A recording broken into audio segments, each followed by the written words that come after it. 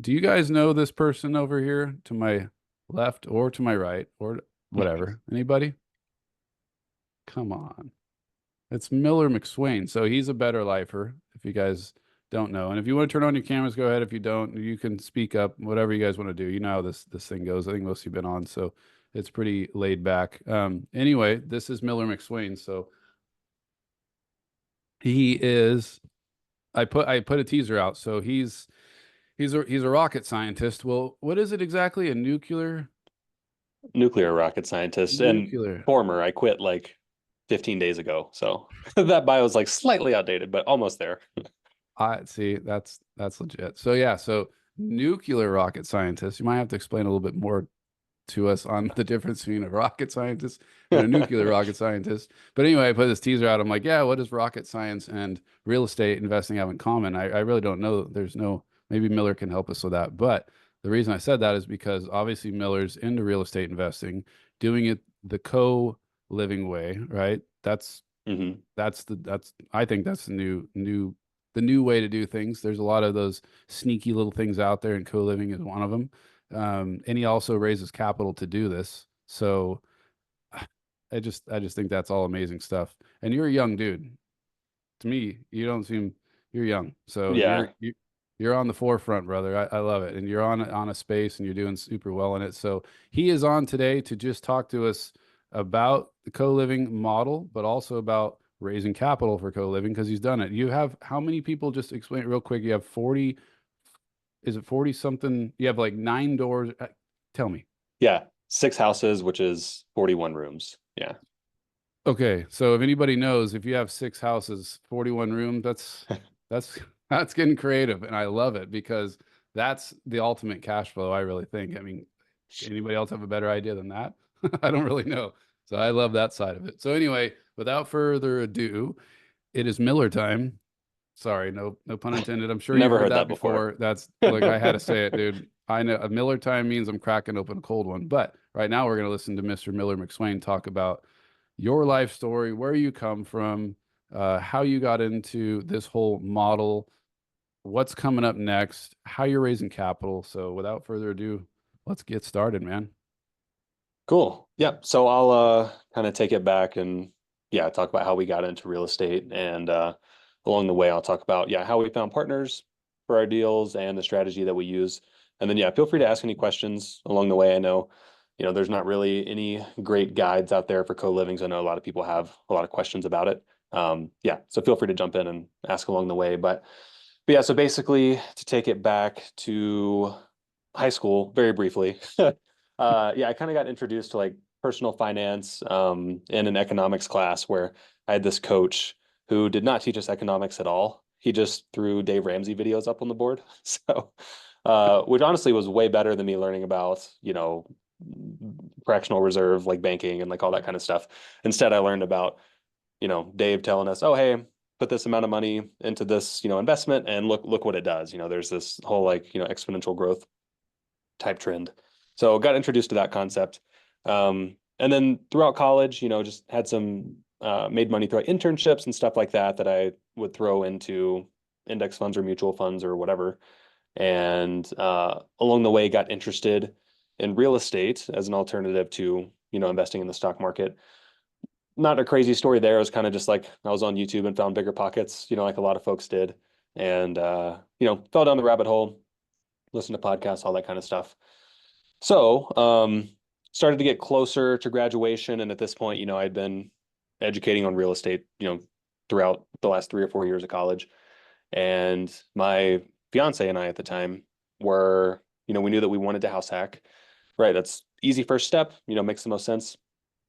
But we had the luxury of kind of looking across the entire US because we didn't know where we wanted to work exactly, didn't know where we wanted to live, but we knew we wanted to invest in real estate and live in that real estate, that first house hack there. So yeah, so I was in Tennessee at the time and yeah, she was interested in the Rocky Mountains. So we started looking around and kind of like the idea of Colorado type area.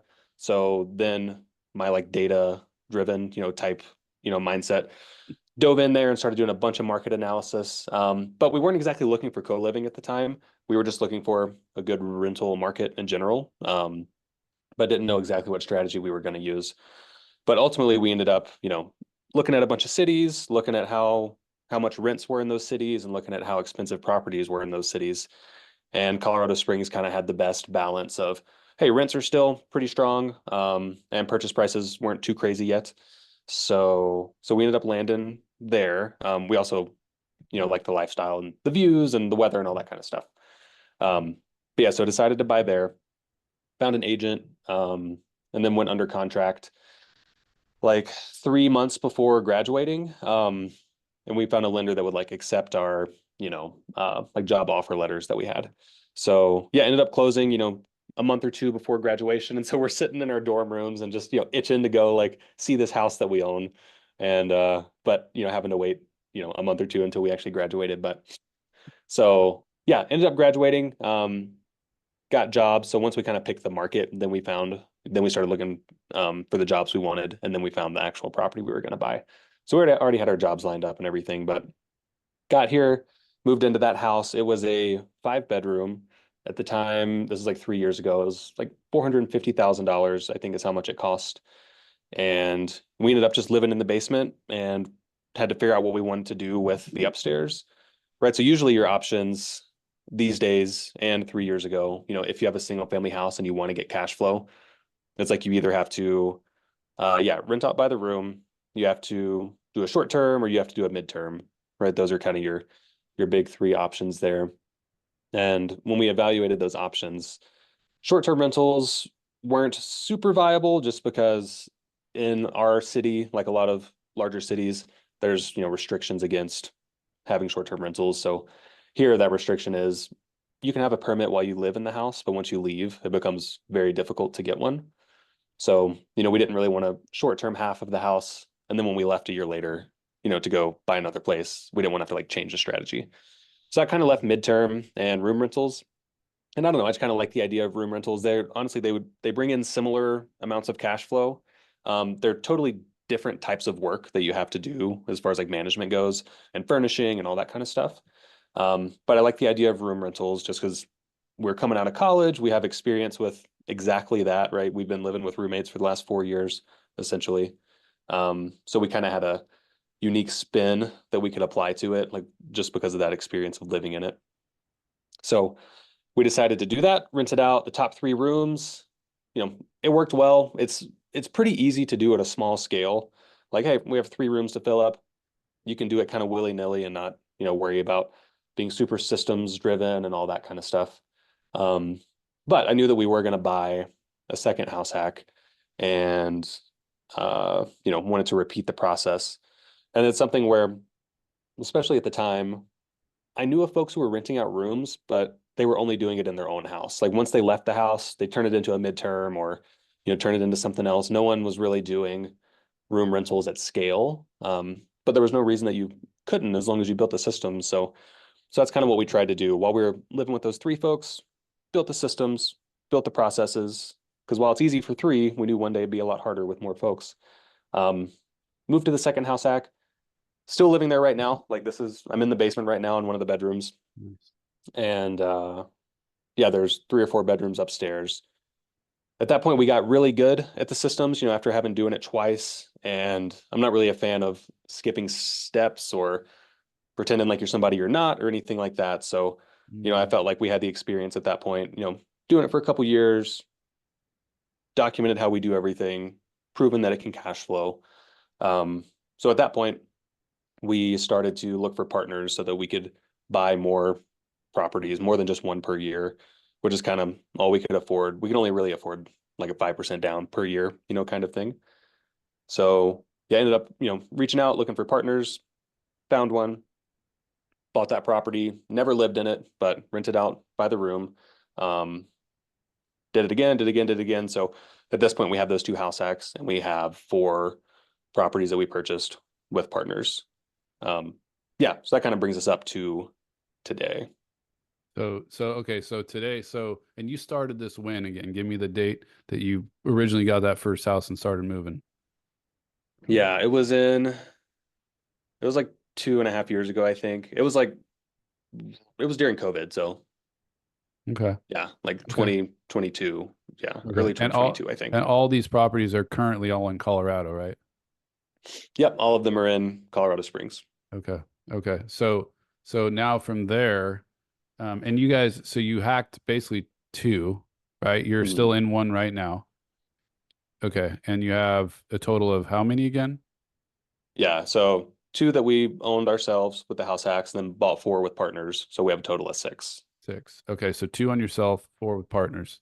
Okay. Yeah. Crazy, man. That's, I mean, I think everybody on here knows this, but like that's moving pretty quick, right? Because again, you're going into a new model. This isn't like something where he's just like flipping houses or whatever. This is a completely new model at the time, right? In 2020, co-living is just Hmm. there was some people doing it, but it wasn't. It's still like today, not really talked about as much as it should be, I guess.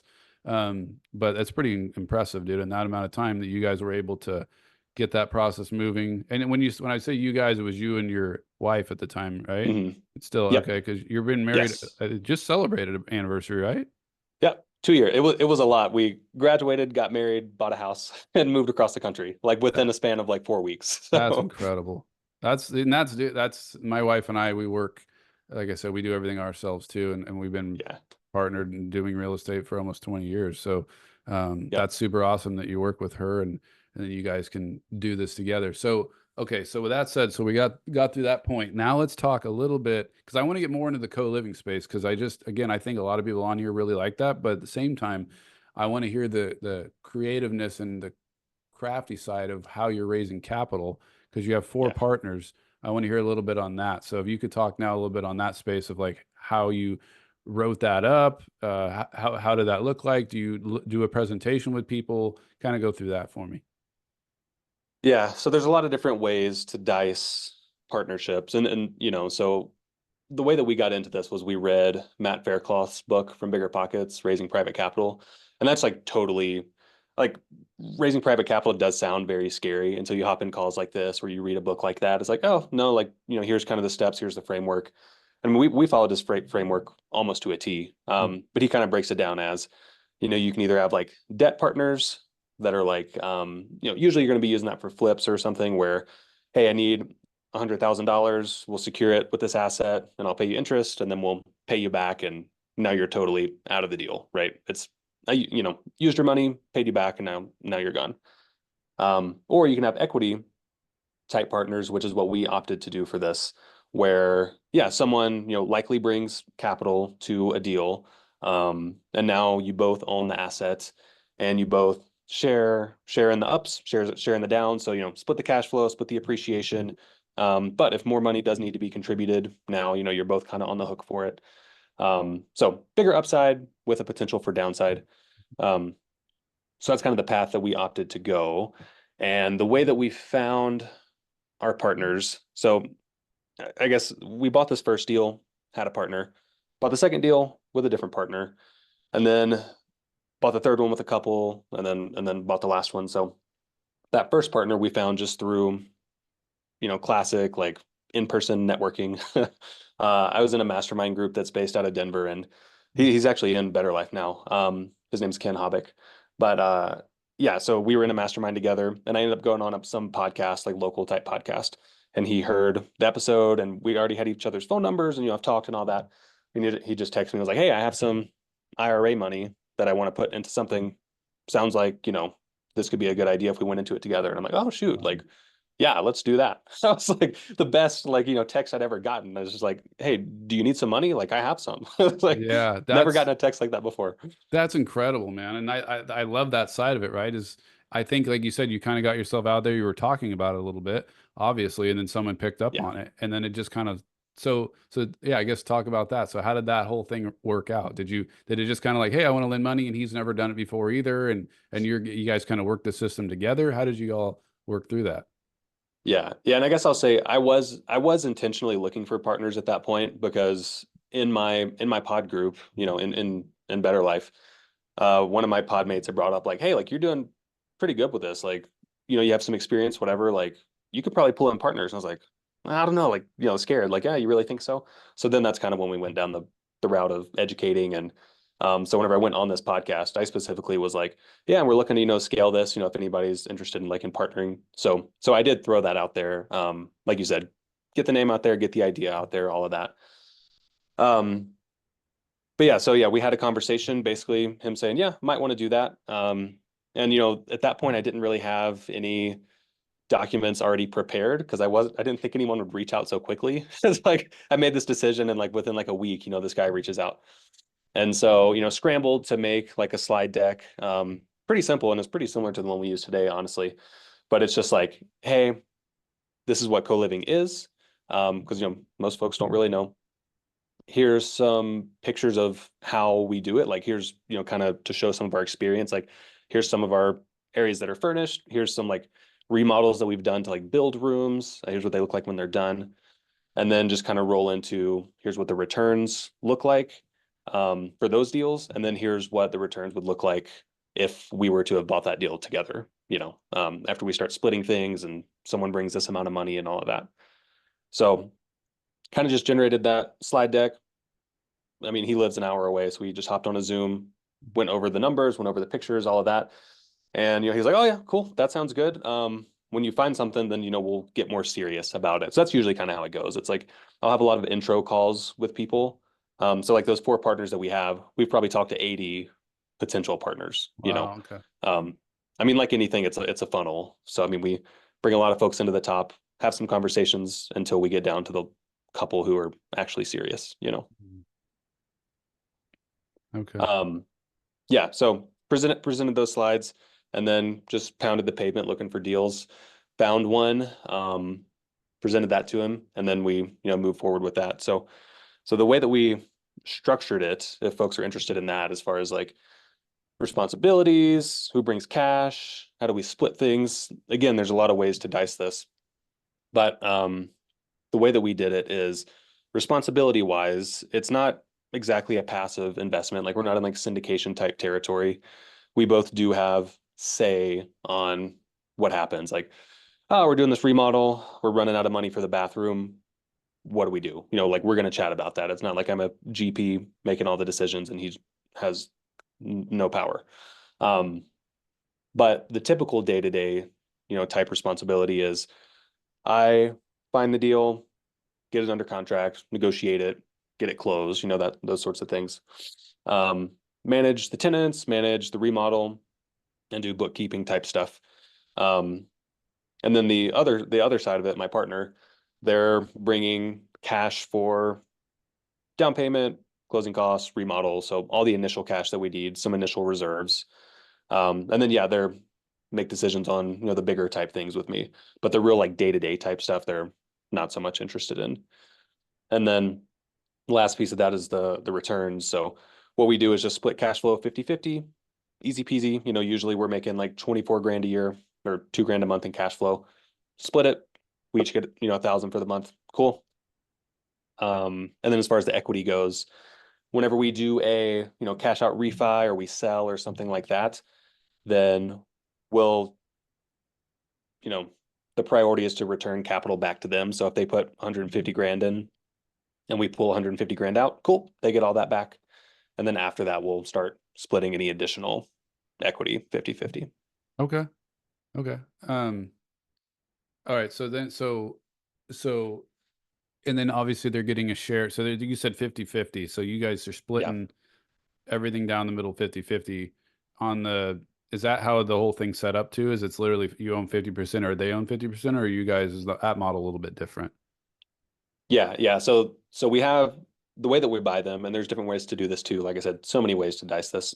Yeah. But yeah, so we basically have an LLC that owns the property, and then we're each 50% owners of that LLC. And you're both in that So LLC, correct? correct. Yeah. Okay. Yep. So just 2 individual owners on this LLC, each with 50% ownership, and returns are given according to your ownership percentages. And I guess one key piece here is if we ever do have to contribute more capital, although they brought, all the capital to start with, any additional capital needed is based on your ownership percentages too. So like we went over, I think like 6 grand on that remodel. So at that point I had to bring 3 grand and, he brought 3 grand. Okay. Okay. Gotcha. Couple questions are coming in, so we'll take a second to answer those if you don't mind. Yep. Ty is asking, is this, I don't know if you see those on your end there. Oh, I see it. Okay. Yeah. Is this breakdown in your operating agreement? Yes. So operating agreement is very important. This isn't exactly advice, but we, for this partnership, we did pay an attorney to draft an operating agreement. We did not have that attorney form our LLC because it was going to cost him like, I don't know, it was going to be like $1,000 for him just like to form the LLC. And I was like, I don't know, I'll go pay, we use Northwest registered agent and it was like $80. So they form it, which is totally cool. And they're the registered agent and all that kind of stuff. But we did pay an attorney to draft the actual operating agreement, which is much more important than just like forming it. This is like how we're going to settle any disputes in the future and yeah, how returns are split and all that kind of stuff. So we did pay an attorney to draft that, paid him like $1,500, had a half-hour meeting with him saying like, hey, we want this in there. We want, if we die, this happens, all those kinds of things. We got it back and it was just straight boilerplate. Like he had not touched it. Like everything we talked about, it was like not in there at all. Oh, And, I mean, it was incredible how how terrible it was. And so me and my partner sit down and read it, and he's like, if we ever have a dispute and we have to reference this operating agreement, neither of us knows how to read it. So like we're gonna have to pay the guy who drafted it to read it to us. mm, And we're like, yeah, but so what we ended up doing, and again, this isn't exactly advice, but we had a much easier to read operating agreement that did come with that LLC formation service that we used. So we took that as like kind of a template and read that, and then we spent a long time reading this one that we paid a lot of money for. And we ended up throwing the clauses that we liked, that we thought were important, into ChatGPT, and we were like, hey, make this more human readable. And mhm. then we basically took the best of all of these and kind of put them together. And since it's evolved, we've added things. I've used the same agreement with other partners. So they brought up certain things like, oh, well, what happens in this scenario? And we're like, oh yeah, that's something good to add. So just like a lease, it's kind of evolved over time. And one of my partners was a paralegal in her former life. So she went over it and like made some suggestions as well. So I think it's pretty polished now. But yeah, returns are discussed in there. You know, where money is stored is in there, what our responsibilities are, all that kind of stuff is in the operating agreement. So super important for an equity partnership. Yeah, yeah. No, and that's a good point too, because like when you're doing that agreement, you're working with that partner on that. So once you have that one, like you said, it's pretty well polished. Uh, so I guess my question is like the other investors that are coming in on these other deals with you, you said they have questions or they have changes Mhm. too. So when you make those changes, are you making it all the way around for everybody, or are you just making those changes for that specific investor? Does that make sense? Yeah. Yep. Yeah, it does. So yeah, so we had this initial one that I made with that first partner, pretty good. Second partnership rolls around. She's the paralegal, Mm. and she came in and had some suggestions. So we incorporated those, and I sent those. Yeah, we incorporated that. We overwrote the first partnership with this new agreement that had these new things that we thought were a good idea. And we haven't had to change it since then. But yeah, we did push them, I guess, to all the other partnerships. Yeah. Okay, and that's the thing, right? Like I think you hit the nail on the head there, man, with the agreements and stuff, because the attorneys write them up, and I'm not pounding on any attorneys. I love y'all, but there's verbiage it's hard for us to understand. So yeah, like if you get into a dispute or something happens, we're going to go back to that attorney or someone to help us understand Yep. what it means. And that was a great point to do it through Chat GBT or whatever, and just say, can you translate this into how I can understand it? That's a really good idea. But again, like stuff's like written that way for a reason too, right? Mhm. Yeah, I understand all that. So Yeah. Yeah. Risk tolerance. So not exactly yeah, advice. right, yeah, yeah. But honestly, man, that's so interesting. So the very first person, it was kind of a friend. Am I framing that Yeah. right? Okay. Yeah. Yeah. And then they picked up on it. Hey, I got some money I want to invest. Blah blah blah. So you're like, all right, cool.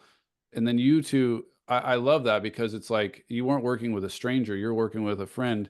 And so you two together can come to literally work together and maybe with this attorney or whatever, just be like, yeah, let's do this. Yeah, let's do that. And I think that's a good way for you two to form that original one. And then, like you said, as you acquired more, little things came in and you just evolved and changed. And I'm sure that's going to happen, period. I'm sure a lot of people on here have been through deals where they've had to continually evolve and change an agreement because you just want to be up with the times, or like you said, new things come in. So very, very interesting there. Okay. Jeremiah Parker, he said 50-50 even after you would pay back their capital investment.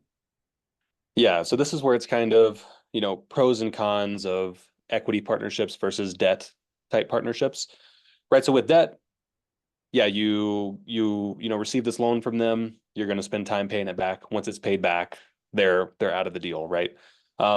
Which is really great for, the owner. You might be paying more during that period, in interest than you would be if they were an equity type partner. But now you own the whole thing yourself, like super cool.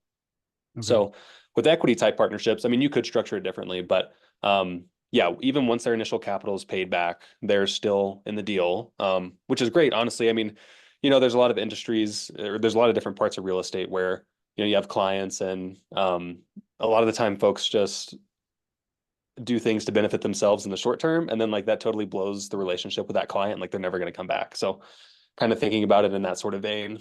I mean, our partners aren't exactly clients, but I mean, the better we treat them, the more deals they come back for. So like we've had, one partner come back for a referral, and then she invited her son in for this other deal. So like basically like three touch points like with that one partner, Wow. because we structure it in a way to where everyone wins. So yeah, in this case, we're splitting cash flow 50-50 even after they're paid back. They're in it with us for 30, 40, 50, 60 years until we sell it.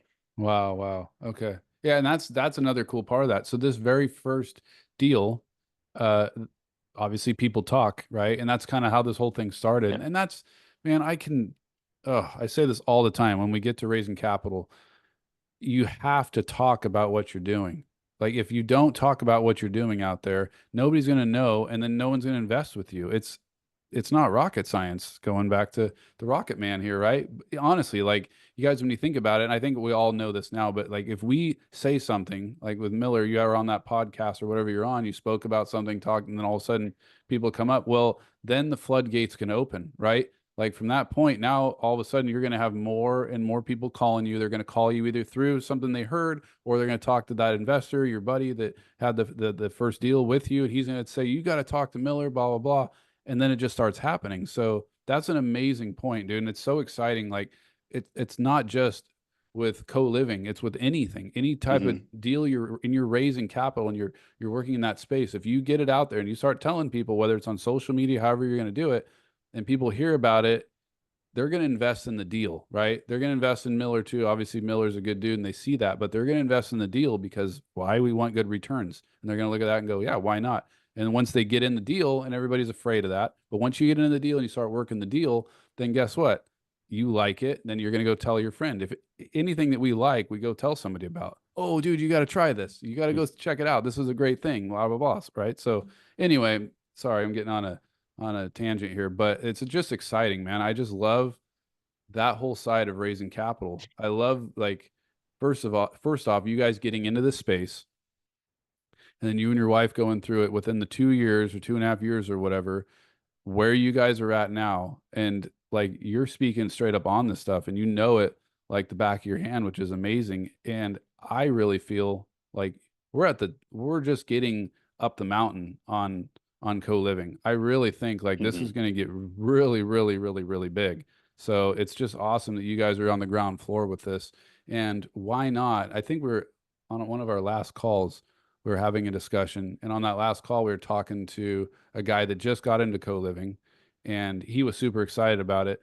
But we had a discussion on like, why wouldn't people want to invest in that stuff, right? A lot of times you hear about flips or multifamily or all this other stuff, and those are good asset classes to get into because they work.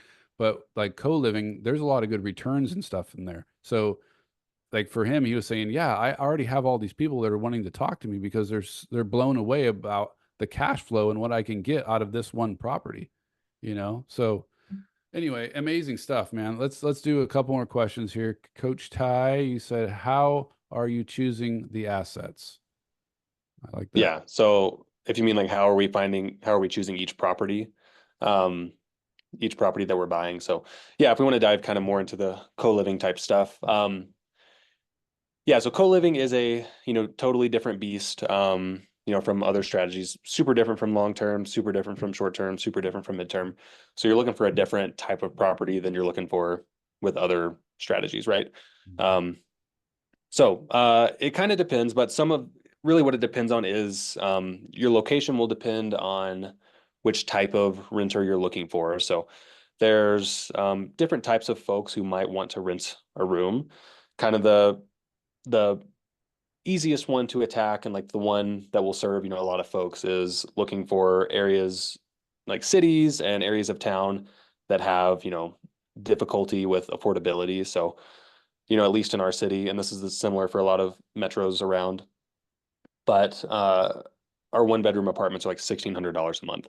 So if you make minimum wage, I calculated this out recently, you're going to be spending like 70% of your income on your rent. It's like totally not sustainable, right? Going back to Dave Ramsey, he recommends like 30% of your income goes towards rent. And that's like the cheapest product that you can rent. So what do you do? Historically, there's not much to do. But investors like us can come in and provide rooms that do make things much more affordable. In fact, and I don't think this is exactly coincidence. I think the market priced rooms like this because that's how the market works. But a room rental here in Colorado Springs is exactly 30%. It was like 30.2% of a medium of a minimum wage workers, full-time Wow. salary. So that's the kind of place that you want to look for, where like it's very unaffordable for minimum wage or other lower type, kind of worker. But yeah, so you can be targeting folks like that. You can be targeting military as well. That's another group who benefits from renting rooms. So here in Colorado Springs, we have a lot of military bases. So probably half of our renters are military. The reason it's good for them, they're used to living in barracks. This is like kind of lifestyle that they've had. But they do want to have some freedom. They want to move off base and kind of be in town and whatever. So they can move off base, move into a room. Odds are there's a lot of other military guys in the house that are doing the same thing, which is what happens with us.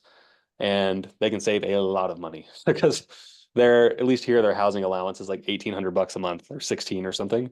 And, our room's like 800. So they get to pocket a lot of cash tax free, which is pretty sweet. You could be targeting, airline, like pilots, uh, flight attendants, like that sort of thing. There's folks that target being around airports for those kind of folks. Students, right? That's another big one. Be close to universities. Anyways, there's a lot of different groups that you can target. So that'll kind of help you determine what area of town you want to buy in because you want to be close to their work, to the places that they hang out, stuff like that. But then once you kind of pick that location, the first thing that we look at is parking. Right. So this kind of varies by city, but if you're in a place that does not have public transport, like Colorado Springs, like, I don't know, there's other markets like that. I mean, we kind of have a city bus system, like a little bit, and that's it. And no one uses it. So in a market like this, everyone does have a car. So if it's going to be a 6-7 bedroom house, something like that, we're going to need 6 or 7 parking spots. So that's the quickest way to screen properties out. It's like, hey, let's hop on Google Maps, just glance at it for 3 seconds and know whether to can that one or go forward, with analyzing it and all that. So parking doesn't exactly mean having like a huge driveway though. We will buy places that are on corner lots. So then we have 2 or 3 driveway spots, cool. But then you can park along the front of the house, along the side of the house, no big deal. That's great. Yeah, and you were sorry to Yep. interrupt you real quick. You were talking on that too when you and I talked last time. You said that Yeah. like you don't because I had that experience. I was a cop back in California. I think some of you know that, but I was living down in like the Bay Area, which is there's people everywhere. So talk about co-living, like that was invented way back when back there, but nobody knew what they were actually doing. Anyway, it was University of Santa Cruz. If anybody's familiar with Santa Cruz, it's actually a really awesome little city there. But I was staying there. I was staying with some family friends, and they lived down this little neighborhood. And in that neighborhood, all the houses, like we grew up and we go there all the time to visit. We're from the foothills, but we come down to the ocean, which was amazing, whatever, and surf and play down there and stuff. So as little kids, we always remember it. But it was this little cul-de-sac neighborhood, right? All these little single family houses, 2-3 bedroom houses, whatever, all through there. Well, the property value down there, even back then, was high. I mean, this is a nice area, right? Um, Well, again, all the university kids, they ran out of dorms. There's nowhere else for them to stay, so they started coming in these areas and looking for rooms to rent or places to stay. So a lot of these neighbors and stuff got smart, and they started going, oh yeah, let's rent out our room. Like we're older, we're retired, right? So they rented out their rooms and stuff to these kids and all that stuff. Well, the next thing you know, this whole neighborhood now, like most of the houses have grown. They're like 2 stories now. People are renting out their garages. They're renting out every space in the house. Everything's rented. It's crazy. So as a cop, I'm going in there to park. I could even park my patrol car. I'm like, what the heck? So the neighbors are complaining to me, like, you got to do something about Mm. this. So we went around, we started writing parking tickets, trying to get people like, hey, look, and then at the time, I'm still a real estate investor myself, and I see what's going on here, right? I see that these people are providing these kids a place to stay, which is much cheaper than staying at the university. So I'm like, oh man, I don't want to make them mad, but at the same time, we got to enforce the law with some of this. So we kind of cleaned up the neighborhood a little bit, got some kids to park in different places, whatever. So going back to that point, when you were saying with the parking, that's that's a huge issue. So, and I know in Colorado, maybe not in some of those areas, but you had a good point about what you were saying when you were buying properties, as you look for on-street parking, but not like literally like blocking the front of someone's driveway Mhm. or whatever, like on the other side of the street or something, right? You said you would find places like that with parking. Yeah, yeah. So, and I mean, even here, it's technically okay for us to park in front of other people's houses. I mean, as long as there's no HOA, like some HOAs will prevent that, which no HOAs. Yes. We're not looking at those at all. It's filtered out that that's actually the first thing. Um, but yeah, it's technically fine for us to do that, but we're not looking to come into a neighborhood and stir up a ruckus or anything. I mean, we don't want to cause any issues with the neighbors, and even though we could technically be allowed to do that. So yeah, so do it right. Don't try to go in and stir up any mess or anything. And I will say that is something that we learned. You learn things as you go. The place that I'm in right now honestly does not have great parking, so it's every property since this one we've really focused on it. Um, Fortunately, I live here, but so we had everyone was home and somebody was parked across the street in front of someone else's house, and the neighbor comes over, knocks on the door. I'm upstairs cooking, so I go and answer it. He's like, "Hey, like, is this your car?" And fortunately, I lived here, so I was able to spin it like, "Oh yeah, that's just one of my roommates. Housing's expensive these days. Got to have folks help out, pay the mortgage." And he's like, "Oh yeah, I get it," and it was fine. But if I didn't live here, it would be a whole different story. It's like, oh no, like that's just one of my renters. Like that that sounds way different, right? Yeah. Yeah, 100%. Um, Yeah. And that was another thing too. You also said something about you like the house had a garage or something. And obviously you can convert the garage into living space, but you had a good thing that you did with one of them. I believe you used the garage for like a parking place, right? And you charged, is that right? yeah, yeah. So what we do is, I mean, we try to maximize, squeeze every dollar out that we can Mhm. because we're still benefiting other folks. Like this is a strategy where it really is a win-win, win-win, win-win.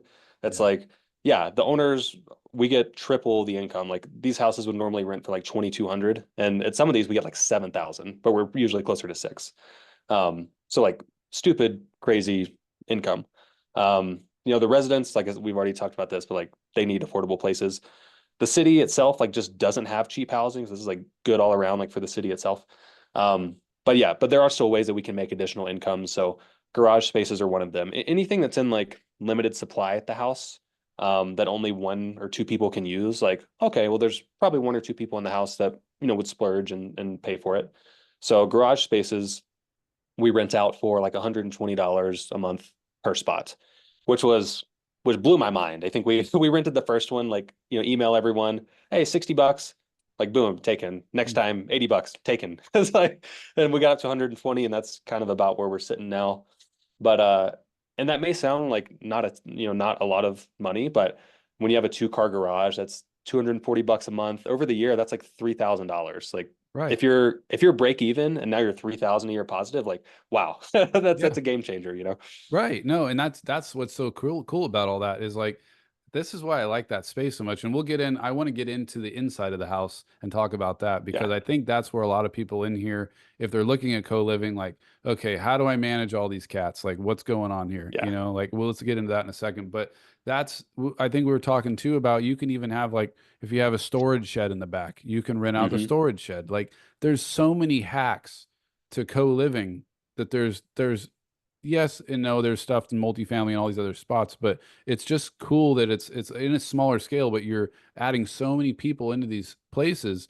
And then there's these little hacks and little things you could do to make extra money. And people we don't realize that. Like, again, if the guy's renting a room for like 400, $600 a month, he's like, that's awesome. He's saving a bunch of money, right? Because that's the intent behind it. But then at the same time, Miller can throw out like, oh, it's $120. I got a garage space. That guy that's like, oh, I'm paying 600. Why not? It's 720 a month. That's no big deal to me. Like, that's still awesome. Now I can park my car inside and be special, or whatever it is, right? Like, there's the little incentives that you can offer these people, because the price is so low. It's why not? Why wouldn't you do it? So I love that side of it. So if you can take us, we got about 10 minutes left. I want to get into the inside of the building, because that for me was, I think when I talked to you originally about this, I'm like, hey, how does that all work? Like, when you get inside, you're managing, how do you manage all these people? Do you have rules in place? Now they have certain areas obviously that are common, the kitchen, the living room, stuff like that, game room or whatever.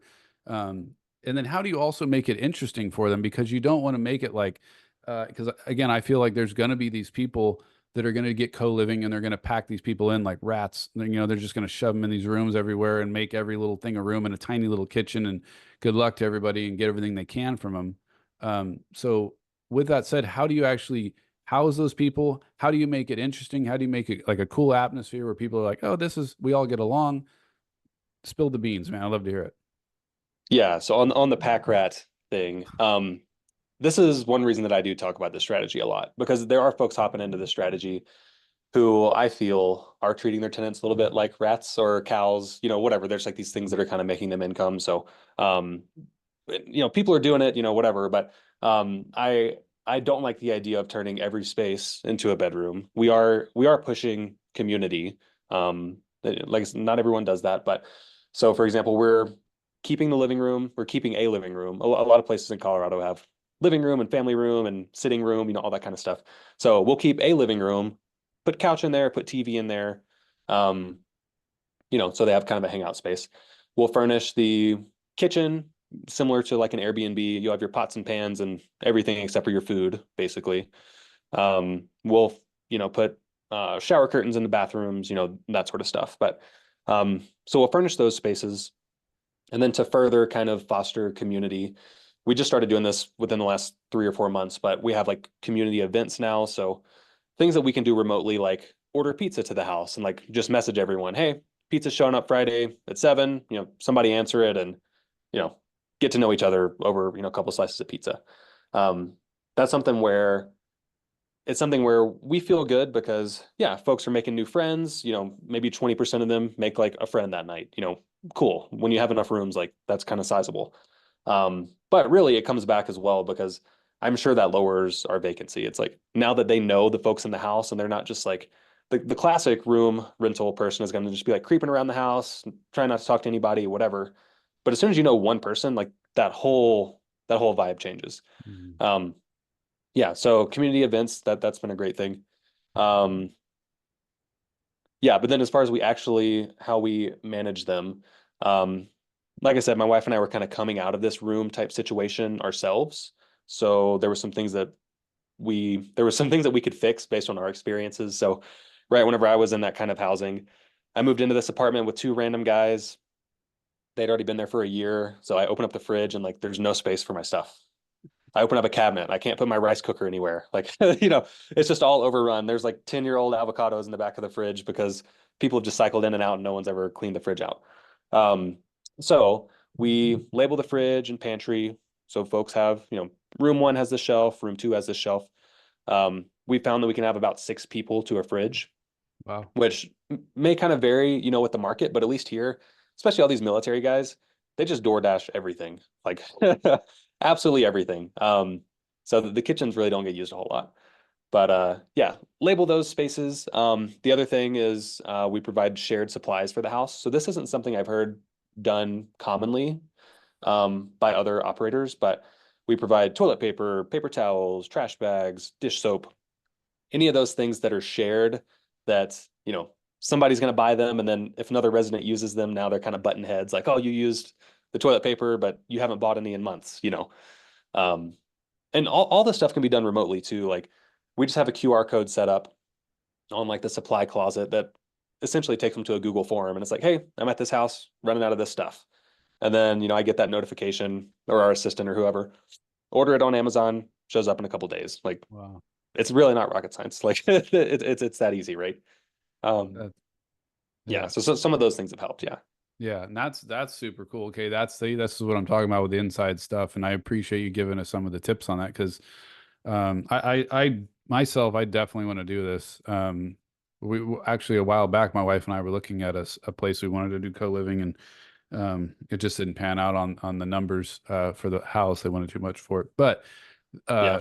again, like I can't stress enough of like all the good you're doing here. Like when you just said like you do like the pizza night and you're sending everybody pizza or something, like how many landlords do that kind of stuff, right? Like that's the part where we as landlords or whatever, if we can not just in co-living or any space, like my wife and I will like send Christmas cards and give them like some money off the rent at Christmas time. You know, like Yeah. we do little things because it seems to us that those little things matter. Like the people are like, wow, man, like it didn't cost you that much to do that, right?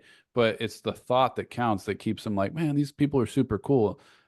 So with that said, are they taking care of your spaces pretty well? And then I know you said something about you have like a cleaner that comes in and they only clean the common areas. Is that right? And restock?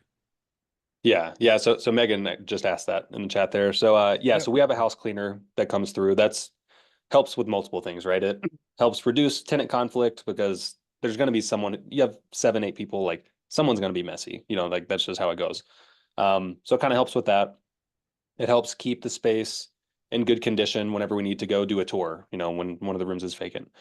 Um, yeah, so that's helped with that. Um, what was the other question? I forget. So okay, so and then like with all the like when you have a cleaner come in and clean, like they're only cleaning that common area, Oh, right? So they yep, go through, they yep. take care of just, and then they're on a schedule. They come in and they have Hmm. they bring their own supplies. You know what I mean? That's kind of I think I don't know. Because obviously cleanliness is important in these, and especially like you said, if you're coming to walk it and show someone else, you Yeah. know you're coming into the space. You don't want it to look like junk. Yep. Yeah. So so it's a little bit different than like short-term rentals as far as the cleaning goes. It's not as it's not as expensive as you would think because yeah, they're just cleaning anything that's shared, So yeah, living room, kitchen, hallways, any shared bathrooms. So what that Okay. means is it costs a lot less, first off. Like if you think about it, I mean the bedrooms make up usually like half the square footage, so they're only cleaning half of the house instead of the full house. But what that does mean is that you have to find a cleaner willing to do this. Um, so like whenever we went to like Molly maids and like these sort of folks, they were like, oh, we have a minimum square footage and like we have to charge you for that regardless. So it was, $300 a clean. Didn't make sense for us because there's not that much to clean. Mhm. So we ended up finding just a mom and pop, gal. And she cleans for like $100 a clean. And part of that's probably because we give her, a lot of work at this point, Yeah. 6 properties, and plus every time there's a turnover, every like 2 or 3 weeks, like there's a room to clean for like a turnover, just since we have enough of them. Um, but yeah, she brings her own supplies. So that's different than a short-term rental, I guess. There's not like a supply closet with like linens and cleaning stuff and all of that. There's just that supply closet with like trash bags and toilet paper that we order to the house. And then, on the label, it just says like resident put in supply closet. Like that's what we put as like the name in Amazon, Oh, and so oh yeah, they'll yeah. they'll put it in the closet. Yeah. Okay, gotcha. So, a couple questions coming in, and then we'll cut out here. But let's see here. I think Ty had one. Okay, yeah. Going back to raising capital, are you capital raising per acquisition or a fund? Yeah, we just look for partners on a deal by deal basis. So kind of our workflow there is like constantly I'm working this funnel of talking with potential partners, presenting to them what the numbers would look like and figuring out who's like actually interested. Having dinner with them, doing all that. So constantly doing that and then constantly looking for deals. And so as soon as we find one, then I go look at that list of super interested people and message them to see who would actually come in on this deal. Okay, okay, gotcha. And then let's see, Megan, you got your question answered. Ty again, duration of stay. Okay, yeah, here's a couple good ones. Yeah, duration of stay for residents. Is there one? And then do you sign like a contract with them? How does that all work? Yep. Yeah. So again, you can do this differently, but the way that we're doing it is 6 month leases and then they turn month to month after that. Some folks rent them monthly, some folks rent them weekly. So different ways to do it. But yeah, so they're there for at least 6 months. I think our average stay is like 10 months or so. Um, so that's kind of what you could expect. And then time between turnovers were usually 2 weeks or less. So someone gives us a 30-day notice, within like 6 weeks, we'll have it filled. So potential of 2 weeks, kind of gap there. Okay. Okay, gotcha. Yeah, and then Megan was just saying we do this in Whistler as well. Room rentals are really common here because rent's so high. Going rate right now is 1,800 to 2,400 per room. Yeah, that's Yeah. I yeah. mean, that's where it's all about, like I was talking about when we selected our market, like the room or the rent to like price ratio. It's like those could cash flow just as well as ours, or better or worse or whatever. But yeah, you could be getting a ton in rent or not a lot. But if your house is super expensive or not expensive, you kind of got to weigh all those factors there. So Gotcha. Okay, so tell me this. What if you were to do um we'll close here in a little bit, but what's the smallest size house that you would do a co-living in? yeah. So I was actually just looking at this data right before this call. So where we see it start to make sense depends on interest rates, depends on all of that. But 3 years ago, the first house we bought was 5 bedrooms, and it works okay. Like it's okay. That house does not work at all today because we were at 4% interest. The ones we've been buying are at 8. I mean, today it'd probably be like 6.5 or something. Um, but where we're seeing them work in today's environment is 6 bedrooms, 7 bedrooms, 8 bedrooms is where there's enough meat on the bone to where we can really split it with a partner. Um, and so what that means square footage wise, uh, our average house is 2,700 square feet. And the low end of that, I think we have 2,500 to 3,300 is kind of where we're sitting at square Wow. feet. Okay. All right. Wow. So the bedroom size is up because I was just thinking like, could you do a co-living with like a two-bedroom house? That sounds crazy, but I'm like, I don't know how that would work. I just feel like maybe the more people, the better. Because if you have just two, it's kind of weird. You're Mhm. like, hey, yeah, you're just a roommate. Yeah. That'd be more. I Well, guess I'd be more of just a roommate. Like, yeah, you got two roommates. I don't know. Um, yeah, yeah. I mean, the numbers don't tend to work with two, three, four. It's like you right. could get better rents just renting the whole place versus Yeah. like the room rent times two. And it's really just because you hit some like efficiencies when you have a 5 bedroom house, you have one kitchen, one living room, and then 5 bedrooms. When you get to 8, there's still one living room and one kitchen. So any extra space, any additional square footage starts to turn into bedrooms because like your kitchen's already taken care of, your living room's already taken care of. And I see Megan's question there, only one Yeah. common space for an 8 bedroom house. Yeah, so in reality, it doesn't get used a lot anyway. Like I said, a lot of folks don't want to provide a living room, but we still do. But in reality, they're not used a whole lot. But yeah, the TV's in there. Like in this house that I live in here, I see maybe once a week somebody like watching TV in there. But otherwise, it looks great in pictures. Cool. It looks great whenever you're doing a tour. Folks like imagine themselves in the living room, like, oh, this would be great. I can invite friends over or whatever. Cool.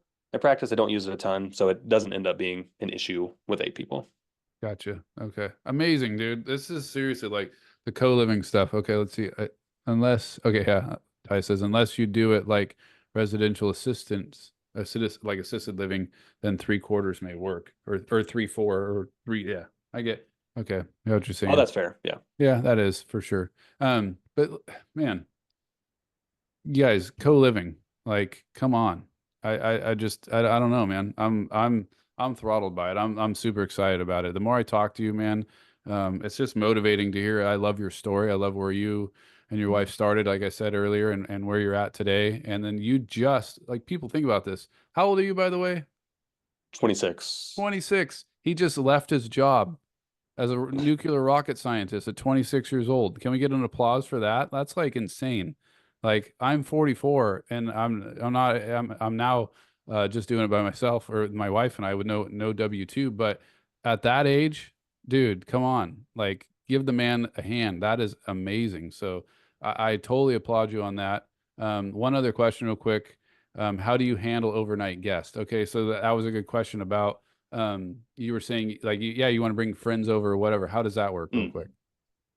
Yeah, so I mean, we still do want these places to feel like a home, right? So, um, some people don't allow guests. We do. In the lease, it says something like you can have someone over for 3 nights every 14 days or something. So it's like, yeah, every other weekend if you want to have your girlfriend over or whatever, that's cool. One great thing about co-living is you have like a built-in security system kind of for the house. It's like you have 5, 6 other people there. If a girlfriend or boyfriend is living there full time and they're not supposed to, like somebody's going to tell us. Mhm. So when something does become an issue, we'll hear about it. But our official policy does allow for folks to say, every other weekend or so. Yeah, and I think that's fair, man. That's again like the way you guys are doing it too. And I fear this as co-living goes on that there's going to be those hacks, those people that are going to come into the space and they're just going to take advantage of it and they're going to make it more like Yeah. almost like a prison, like just cells and here's your, whatever. And that's going to take kind of the excitement out of it because I feel like I don't know what the age group is that's coming into a lot of your places. What is it Yeah, about, like 20 to 30. Yeah. Yeah, right. So I feel like it's almost like a cool thing, right? Like people are like, "Oh, dude, co-living's like it's just like a new deal. Why live in my Yeah. a 2 bedroom house? I mean, for now I'm a single cat. I'll just go co-live with some other people. I met some good friends. The environment and the way you're doing it is good. And that's what I feel is going to keep you sustaining and doing well because you guys are doing the right things. You're not taking advantage of people. You're giving people a heck of a good deal to be in a local area where there's a lot going on, Colorado Springs or wherever, Denver, in these areas where it's expensive to live, but they can do it much cheaper. Have cool friends or people to hang out with, have a nice environment to be in. Like you said, it's a win, win, win, win, win. I Hmm. mean, I don't know how many other wins we can put in there. So, dude, just a great job, man. I seriously thank you so much for being on. One other last thing, this man over here's got a book he's writing or you've written, and we're looking at publishing. So if anybody on here wants to publish, talk to the man. But that's something that's exciting too. You want to talk about that for a little bit? Yeah, yeah, just super quick plug. Yeah, writing a book about co-living, it's one of my better life goals right now. But yeah, I mean, we feel like we have enough experience, with it, of course, at this point, and we kind of want to pioneer the space to teach people how to do it right, like we've been talking about on this call. Anyway, if anyone is interested though, if you want to go to my social, it's literally just my name on Facebook or Instagram, and just DM us the word book. Then we have a link that we can send out to, get you on like a reminder list with discounts and stuff like once it comes out. So anyway, shooting for finishing writing in the next like 45 days or so, and then working on getting it published, within a couple months after that. So That's probably that's three or an 4 months out. Yeah. That's an amazing goal, brother. And I think that's cool that you're tying that in with Better Life, that you're getting that book done. That's super cool. And again, so it's at Miller McSwain on Instagram, right? And then Yep. yeah. Okay, and then comment, you said book and there to learn Yep. more about Yep. Just that. send So us. Yep. dude, awesome. And then obviously on Circle you can get a hold of them. Yep. And are you on the Raising Private Capital group on WhatsApp?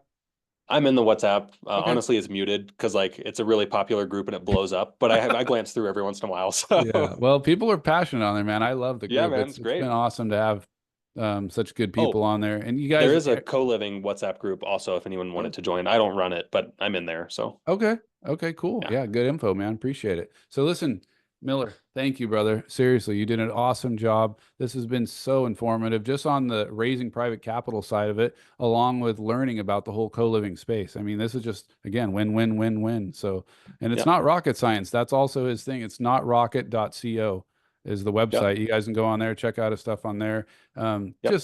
Just good, dude. I'm proud of you, man. At 26 years old, you're stinking on your way, man. You're doing just a great job. I don't know if I would leave nuclear rocket science. It sounds super cool. But that's just me. But anyway, like for what you're doing, it's great. So thank you again, man. I really appreciate having you. Cool. Yeah. Thanks, Jeff, and thanks everybody for your questions. So Yeah. Take care. See you guys. cool. Bye.